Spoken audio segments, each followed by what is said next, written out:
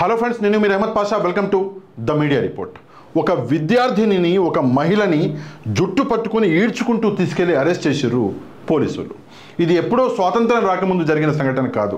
ఇది నిన్న మన తెలంగాణలోని హైదరాబాద్లోని రాజేంద్ర నగర్ పోలీస్ స్టేషన్ పరిధిలో జరిగిన సంఘటన.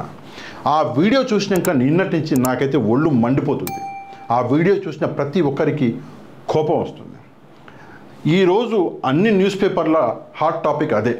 వీడియో మీకు చూపిస్తా. ముందు ఇక్కడ చూడండి, ఆంధ్రజ్యోతి న్యూస్ పేపర్లో వచ్చింది. ఇక్కడ మనం చూడొచ్చు. ఫస్ట్ ఫోటో, ఇద్దరు మహిళా కానిస్టేబుల్ ఉన్నారు, జుట్టు పట్టుకొని ఒక అమ్మాయిని ఈడుస్తున్నారు. ఇది ఫోటో. ఏంటి కథ? ఎందుకు అంటే, వ్యవసాయ వర్సిటీలో నిరసన ఉద్రిక్తం. రాజేంద్ర నగర్ అగ్రికల్చర్ యూనివర్సిటీలో నిరసన ఉద్రిక్తమైందంట. ఇక్కడ చూసుకుంటే ఎందుకు ఆ నిరసన? వర్సిటీ భూములను హైకోర్టుకు కేటాయించొద్దంటూ ఏబీవీపీ నిరసన. కొత్త ప్రభుత్వం కొత్త హైకోర్టు కట్టుకోవడానికి హైకోర్టుకు భూమిని కేటాయించింది. ఎక్కడ కేటాయించింది? రాజేంద్ర నగర్ అగ్రికల్చర్ యూనివర్సిటీ భూములలో కేటాయించింది. అయితే ఈ భూములు మా యూనివర్సిటీకి సంబంధించినవి, హైకోర్టు కట్టుకోవడానికి వేరే చోట ఎక్కడన్నా భూమి ఇవ్వండి, మేము ఇక్కడ చదువుకుంటాము, ఇక్కడ ఇవ్వద్దు అని చెప్పేసి స్టూడెంట్స్ ఇక్కడ నిరసన చేస్తున్నారు. అయితే నిరసన చేస్తుంటే ఇక్కడ ఏబీవీపీ విద్యార్థి సంఘం కార్యదర్శి ఝాన్సీ జుట్టు పట్టుకొని లాగి అరెస్టు. ఈ అమ్మాయి పేరు ఝాన్సీ అంట. ఈమె ఏబీవీపీ విద్యార్థి సంఘం కార్యదర్శి, స్టూడెంట్. ఆ అమ్మాయిని ఇట్లా మర్యాద చేస్తున్నారు మన పోలీసులు. ఇక్కడ చూసుకుంటే చాలామంది దీనికి వ్యతిరేకంగా ట్వీట్లు చేశారు.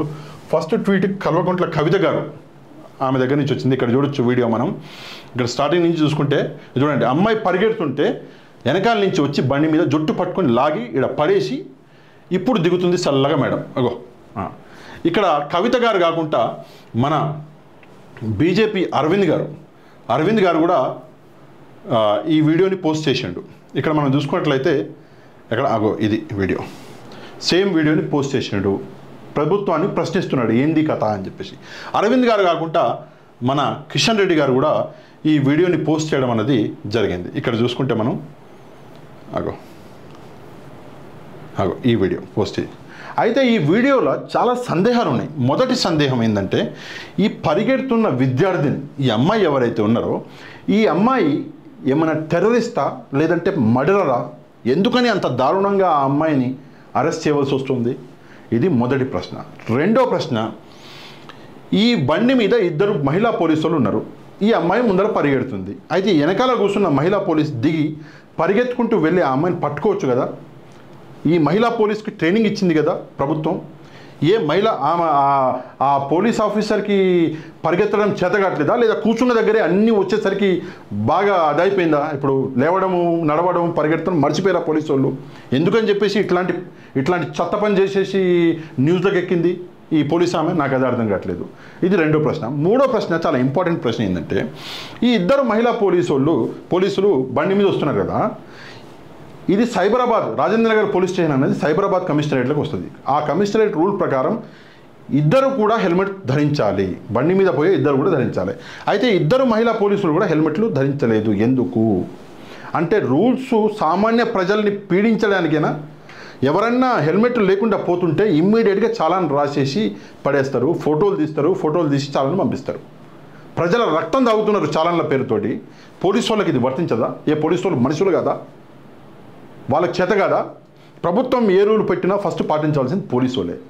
కానీ పోలీసు వాళ్ళే విచ్చలవిడిగా ఆ రూల్స్ని బ్రేక్ చేసి ఇట్లాంటి యాక్టివిటీస్ చేస్తే ఎవరు దీనికి బాధ్యత? ఇది మూడో ప్రశ్న. నాలుగో ప్రశ్న, చట్టం ఎక్కడ ఈ పోలీసు వాళ్ళకి మహిళల జుట్టు పట్టుకొని లాగొచ్చు అని చెప్పేసి ఎక్కడ ఇది ఏ యాక్ట్లో రాసిపెట్టుంది? ఏ చట్టం ప్రకారం జుట్టు పట్టుకొని లాగింది ఈమె? ఏ పోలీస్ మాన్యువల్లో రాసిపెట్టింది ఇట్లా చేయాలని? ఈ మహిళా కానిస్టేబుళ్ళకి చట్టం తెలియదు, చట్టం చదువుకోలేదు. 10th ఇంటరో డిగ్రీ చేసి వచ్చారు, నో డౌట్ మనం మర్యాద ఇవ్వాలి చదువుకి, ఎప్పుడు అది కాదు. కానీ చట్టం తెలియకుండా నాకు యూనిఫామ్ ఉంది, నేను ఏమన్నా చేస్తా అంటే అదే చట్టం తొక్కి పడేస్తుంది రేపు పొద్దున. ఎవడో నాలాంటి వాడు రేపు పొద్దున కోర్టులో ఆదేశిండంటే దెబ్బకొచ్చి ఆడ జడ్జి గారి ముందర నిలబడాలి, సమాధానం ఇచ్చుకోవాలి. అప్పుడు ఇజ్జత్ ఏమవుతుంది? ఇది నాలుగో ప్రశ్న. ఐదో ప్రశ్న, ఇప్పుడు ఈ పోలీసు వాళ్ళు ఈ క్రైమ్ చేశారు, తప్పు కాదు, ఇది క్రైమ్. ఒక మహిళ, ఒక అమ్మాయి ఇజ్జత్ తీసారు ఇట్లా. ఇది క్రైమ్. ఈ క్రైమ్కి మరి ఎప్పుడు వీళ్ళని అరెస్ట్ చేస్తున్నారు? అదే Rajendra Nagar police station arrest చేసి అదే రాజేంద్ర నగర్ పోలీస్ స్టేషన్ సెల్ల ఎప్పుడు వీళ్ళని పడేస్తున్నారు? తప్పకుండా చెప్పాలి. సామాన్యుడు అదే ఇది తప్పు చేసి ఉంటే వచ్చి బండి తీసుకొచ్చి వాడికి నోటీసులు 41 అది మొత్తం వదిలేయింది, నోటీస్ ఇవ్వడం పక్కన పడేస్తే బండి తీసుకొచ్చి అట్లా వేసుకొని అట్లా తీసుకుపోయి సెల్ల పడేస్తారు సామాన్యుడికి. మరి ఇప్పుడు ఇద్దరు పోలీసులు, మహిళా పోలీసులు ఇంత పెద్ద గలీజ్ తప్పు చేశారు. ఒక అమ్మాయితోటి ఇంత గలీజ్ పని చేశారు. ఈ ఇద్దరు మహిళా పోలీసులను ఏం చేస్తారు? రాజేంద్ర నగర్ నేను ఎస్హెచ్ఓ గారిని అడుగుతున్నా, ప్రశ్నిస్తున్నా. రాజేంద్ర నగర్ ఏసీపీ గారిని అడుగుతున్నా. నేను సైబరాబాద్ కమిషనర్ గారిని అడుగుతున్నా. ఇంతమంది ప్రముఖులు ట్వీట్లు చేస్తున్నారు. మనం కూడా చేసినాం. ఇక్కడ చూడండి, మనం కూడా ట్వీట్ చేసినాం. ఏమని? ఇక్కడ చూస్తే వీడియో పెట్టిన నేను కూడా, భారత న్యాయ వ్యవస్థలో ఏ చట్టం ఈ పోలీసులకి ఈ హక్కును ఇచ్చిందో చెప్పండి తెలంగాణ డీజీపీ గారు అని చెప్పేసి డీజీపీ గారికి ట్యాగ్ చేసిన, ప్రశ్నించిన. ఏ చట్టం ఇచ్చింది వీళ్ళకి ఈ హక్కు అని. నెక్స్ట్, ఒక విద్యార్థిని జుట్టు పట్టి ఈడ్చమని చట్టంలో ఏ సెక్షన్ చెబుతుందో చెప్పండి రేవంత్ రెడ్డి గారు అని చెప్పేసి ముఖ్యమంత్రి గారిని అడిగిన. ఎందుకంటే ఆయన ముఖ్యమంత్రి, మంచి జరిగినా చెడు జరిగినా అడగవలసింది ఆయనని. నెక్స్ట్, ఇట్లాంటి పోలీసుల మీద కేసు పెట్టి ఎప్పుడు జైల్లో వేస్తారో చెప్పండి సైబరాబాద్ కమిషనర్ గారు అని చెప్పేసి కమిషనర్ గారిని కూడా పెట్టినా. పక్కన మళ్ళీ ఫీల్ అవుతారని రాజేంద్ర నగర్ పోలీస్ స్టేషన్ కూడా పెట్టినా. ఇదంతా మొత్తం ట్వీట్ చేసినాక మళ్ళీ నాకేం గుర్తొచ్చిందంటే, అందరూ ఐపీఎస్ ఆఫీసర్లు బయట నుంచి వచ్చిన వాళ్ళు కూడా ఉన్నారు. మరి వాళ్ళకి తెలుగు వస్తుందో రాదో తెలియదు కాబట్టి మనం ఇంగ్లీష్లో కూడా రాద్దాము అని చెప్పేసి మళ్ళీ ఇంగ్లీష్లో కూడా మళ్ళీ సేమ్ వీడియో పెట్టి మళ్ళీ పెట్టిన. చూడండి, which law in Indian legal system given right to the police department to do this అని చెప్పేసి డీజీపీ గారికి పెట్టిన. మళ్ళా which section of the law says to drag A student by hair అని చెప్పేసి రేవంత్ రెడ్డి గారికి పెట్టిన. మళ్ళా when the police officers like this will prosecuted and throne in jail అని చెప్పేసి మన సైబరాబాద్ కమిషనర్ గారికి పెట్టిన. సరే, వాళ్ళు చూడరు, అది కాదు, అది నాకు తెలుసు, కానీ నా బాధ్యత చెప్పడం, అందుకే పెట్టిన. మీ బాధ్యత దీని మీద రియాక్ట్ అవ్వడం. ఇట్లాంటివి మన రాష్ట్రం కాదు. యాక్చువల్గా ఈ వీడియో సిగ్గుచేటు వీడియో. రాజేంద్ర నగర్ పోలీస్ స్టేషన్కి అని నేను అనను, తెలంగాణ పోలీసులకి అని నేను అనను. ఇది మొత్తం భారతదేశంలో ఉన్న ప్రతి పోలీసులకి సిగ్గుచేటు ఈ వీడియో. ఇట్లాంటి యాక్టివిటీస్ ఇవి ఎందుకు అంటే గర్వం. పోలీసు యూనిఫామ్ వేసుకోగానే, పోలీస్ యూనిఫామ్ అంటే గర్వం కాదు, బాధ్యత. పోలీస్ యూనిఫామ్ అంటే అది ఒక బాధ్యతతో కూడుకున్న పని. అందులో గర్వపడడానికి ఏం లేదు. ఎందుకు నేను చెప్తాను.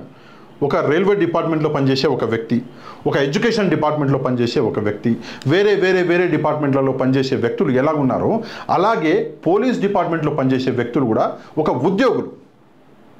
కానీ పోలీసులకి వీళ్ళకి ఎవ్వరికి లేని ఒక అడిషనల్ బాధ్యత అనేది ఉంటుంది. ఏంది ఆ బాధ్యత అంటే, ప్రజల్ని కాపాడాలి, ఎట్టి పరిస్థితుల్లో ప్రజలకి హాని చేయొద్దు అన్న బాధ్యత.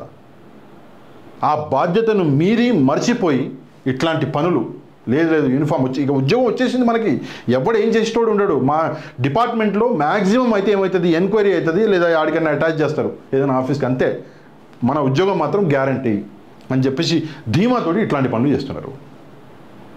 అదే తీసుకుపోయి ఇద్దరు మహిళా పోలీసులను తీసుకుపోయి జైలు వేయండి, నెక్స్ట్ డే ఎవడు ఈ పని చేయడు. కాకపోతే ఒక మంచి విషయం ఏంటంటే, ఈ పని పోలీసులు చేయరు, కానీ జ్యుడిషియరీ చేయగలదు, కోర్టులు చేయగలవు. తప్పకుండా నాకైతే ఒక నమ్మకం ఏంటంటే, ఎవరో ఒక లాయర్ దీని మీద వేస్తారు అని చెప్పేసి నా నమ్మకం. దీని గురించి మీరేమనుకుంటున్నారు తప్పకుండా కమెంట్ చేయండి. వీడియో మీకు నచ్చితే తప్పకుండా ఛానల్ సబ్స్క్రైబ్ చేసుకోండి, షేర్ చేయండి, లైక్ చేయండి. నెక్స్ట్ వీడియోలో మళ్ళీ కలుద్దాం. అంతవరకు థ్యాంక్ యూ వెరీ మచ్. జై హింద్.